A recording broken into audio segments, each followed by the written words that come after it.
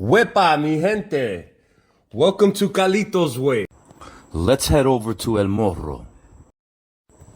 Today, we have the conclusion to our pilot episode. With his infamy spread across Europe, the Caribbean, and the Americas, Cofresí was a wanted man. While there are no official wanted posters for Cofresí, at least I couldn't find any. I tried my hand at what one might have looked like. It's March 1825. Roberto secretly paid a visit to his wife. Little did they know, it would be their last embrace. He left 2,500 ounces of gold with her for his brother. Around this time, the U.S. Pacific Squadron was headed to the Caribbean. Their mission? Cofresí. Lieutenant John D. Sloat commanded the Grampus. He had been promoted to lieutenant for his actions during the War of 1812 against England.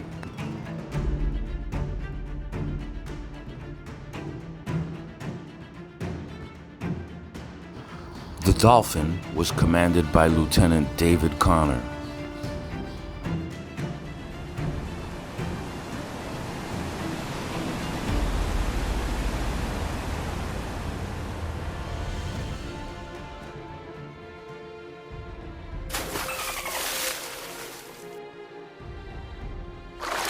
Okay, that didn't happen. But dolphins jumping after the dolphin? I couldn't resist.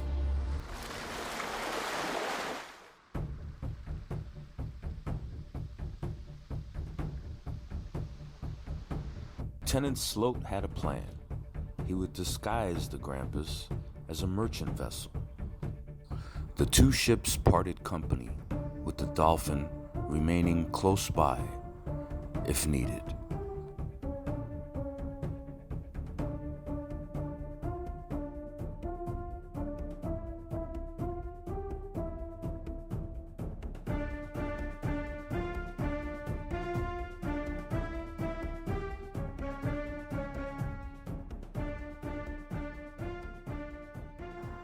He ordered his men to cover the cannon ports and for the Marines to remain below deck, hidden out of sight. On the 5th of March, the Anna was anchored in the bay Boca del Infierno.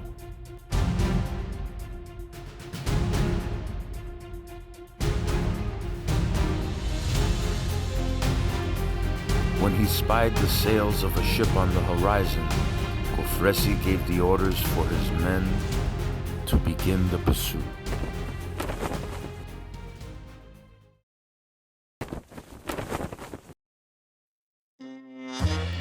The Grampus was in disguise.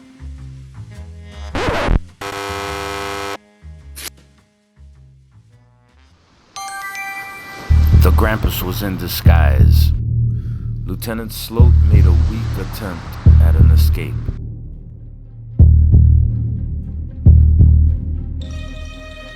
As Cofresí and his men approached the ship, Lieutenant Sloat gave the order.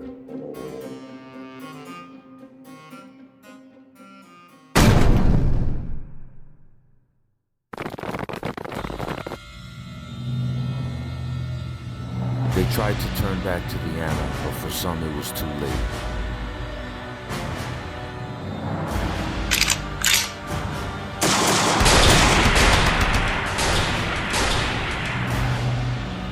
Those who were fortunate got the Anna underway. The battle had begun.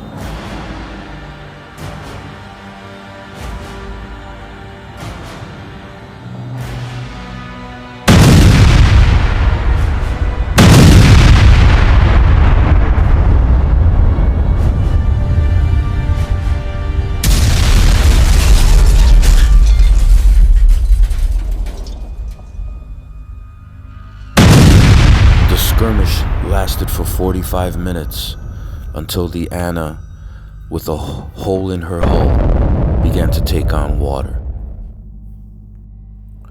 Roberto and a few men escaped into the jungle, but were captured later after a brief land fight. The captured pirates were sentenced to death. They were transported to El Morro for execution.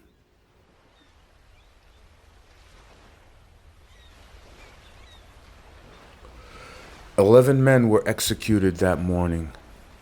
Only one refused his blindfold. Cofresí said he had seen hundreds of men die, and he would see his own death coming.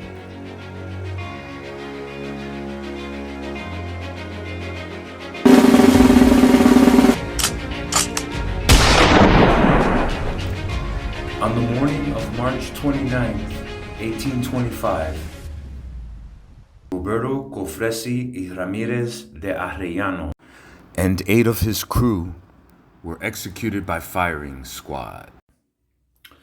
When the Spanish queen discovered that Roberto Cofresí had been captured, she immediately wrote a letter giving him a royal pardon and issued him a legal corso patent.